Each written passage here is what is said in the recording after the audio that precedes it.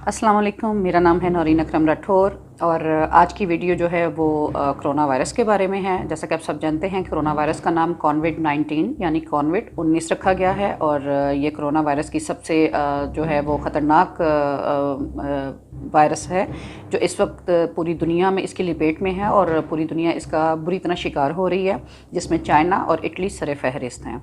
China और Italy में इस टाइम कोरोना वायरस की वजह से 25,000 से ज़्यादा लोग अमवात का शिकार हुए हैं और 1.5 लाख से ज़्यादा लोग जो हैं इन्फेक्टेड हैं। और आपको मैं बताती चलूँ कि इस वक्त इटली इमरजेंसी नाफिज हो चुकी है, रेड जोन करार दे दिया गया है। इसकी टोटल जो है वो सर्विसेज जो हैं वो इस वक्त ब्लॉक कर दी गई हैं। और मैं ख़ुद भी इटली में मौजूद हूँ और आज सुबह चूँकि मुझे भी इंफॉर्मेशन नहीं थी, मैं घर से कुछ शॉपिंग के लिए अपने जोन से बाहर निकलना पड़ा, तो मुझे ये फ़ोन पे इन्फॉर्म किया गया कि अब आप जिस जोन में हैं वहीं पे रहें, क्योंकि इटली के प्रेसिडेंट ने एक नोटिफिकेशन जारी किए हैं कि इस वक्त जो बंदा जिस रीजन में होगा वो वहीं रहेगा, इसकी नकलो हमल नहीं हो सकती, वो अपने एरिया तक अब महदूद रहेगा।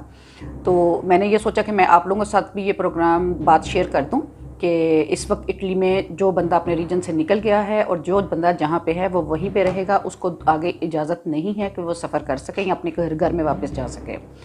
तो सबसे पहले इम्पॉर्टेंट चीज़ ये है कि मैं कोरोना वायरस के बारे में आपको कुछ चीज़ें बता दूं कि इसके सिम्टम्स क्या हैं।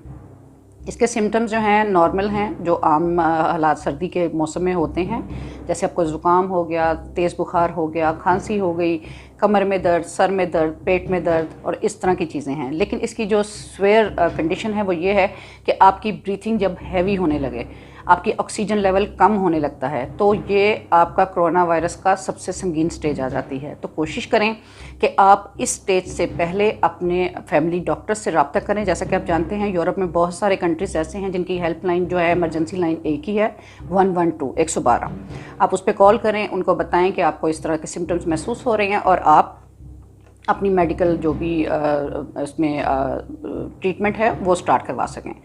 इसमें दूसरी बात सबसे बड़ी जो आपको बताना चाहूँगी कि आपने एहतियात किन चीज़ों से करनी है। सबसे पहले ये कि अपना ये मास्क जो है ये यूज़ करें। ये ट्रिपल लेयर मास्क है, ठीक है। इससे आप काफ़ी हद तक जो है वो बच सकते हैं कोरोना वायरस से, क्योंकि पहले ये कहा जा रहा था कि ये एनिमल टू ह्यूमन जो है ट्रांसफॉर्मेशन हो रही है, लेकिन अब ह्यूमन टू ह्यूमन ट्रांसफॉर्मेशन इसकी हो रही है, यानी इंसान से इंसान की तरफ ये मुंतकिल हो रहा है। और ये थोड़े से फासले से भी मुंतकिल हो सकता है, ज़रूरी नहीं कि आप हाथ मिला रहे हैं या साथ बैठे हैं तभी ये होगा। आप कम से कम 1 मीटर का फासला रखें, 1 मीटर के फासले से बात करें, अपना मास्क ज़रूर यूज़ करें।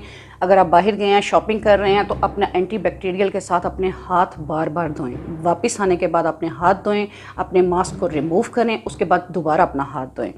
ये ग्लव्स हैं, आप अपने ग्लव्स का इस्तेमाल करें जितना हो सकता है और उसके बाद आप इसको रिमूव कर दें, इसको रखने की ज़रूरत नहीं है। ये चीज़ें इंतहाई इम्पॉर्टेंट हैं। उसके अलावा आप ज़्यादा से ज़्यादा पानी पिएं, अपने गले को खुश्क ना होने दें, विटामिन सी का इस्तेमाल करें, अपनी न्यूट्रिशन जो है वो ज़्यादा से ज़्यादा अच्छी करें, ताकि आपके अंदर इस वायरस के साथ लड़ने के लिए रेजिस्टेंस पैदा हो सके।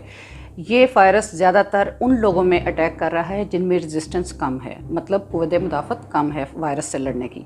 उनमें ज़्यादातर बच्चे हैं जो 1 दिन से लेके 10 साल की उम्र तक के हैं, बूढ़े लोग हैं जो 50 से 80, 90, 100 साल की उम्र तक हैं। उसके अलावा वो लोग भी हैं जो अंडर मेडिकेशन हैं, जो ऑलरेडी मेडिसिन ले रहे हैं, क्योंकि उनके अंदर क़ुव्वत मुदाफ़त रेजिस्टेंस कम है डिज़ीज़ से फ़ाइट करने की, तो उनके अंदर ये वायरस बहुत जल्दी एक्टिवेट होता है। और इस वायरस की जो साइंसदानों के मुताबिक एज बताई जा रही है वो 14 डेज़ है, 14 दिन है। और 14 दिन के अंदर अगर आप इसको लुक आफ्टर नहीं करते, आप किसी से मेडिकल ट्रीटमेंट नहीं लेते या अपना वो नेगेटिव और पॉजिटिव टेस्ट नहीं करवाते, तो ये आपके लिए जानलेवा साबित हो सकता है। तो लिहाजा इन चीज़ों से अवॉइड करें। ज़रा सा भी आपको सिम्टम्स होते हैं और आपको सांस में प्रॉब्लम आ रहा है तो आप फ़ौरन 112 पे कॉल करें। ये स्पेशल पैगाम मेरा इटली में रहने वाले लोगों के लिए है, क्योंकि वहाँ पे पाकिस्तानी, अफ़गानी और अफ्रीकन लोग बहुत ज़्यादा हैं, तो उनको ये जो है वो कुछ इन्फॉर्मेशन नहीं होगी। क्योंकि मैं खुद भी इटली में हूँ, मुझे नहीं इन्फॉर्मेशन थी, तो मेरे जैसे बहुत सारे लोग होंगे जिनके पास ये इन्फॉर्मेशन नहीं है। तो आप ज़्यादा से ज़्यादा कोशिश करें कि आपको ज़रा सा प्रॉब्लम हो रहा है, आप 112 पे कॉल करें, उनको आपको बताएं कि आपको मेडिकल ट्रीटमेंट की ज़रूरत है।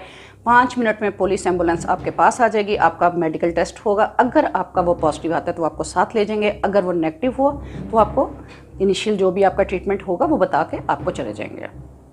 तो इसमें यह है कि कोशिश करें बाहर मार्केट्स में कम जाएं, हजूम में ना जाएं।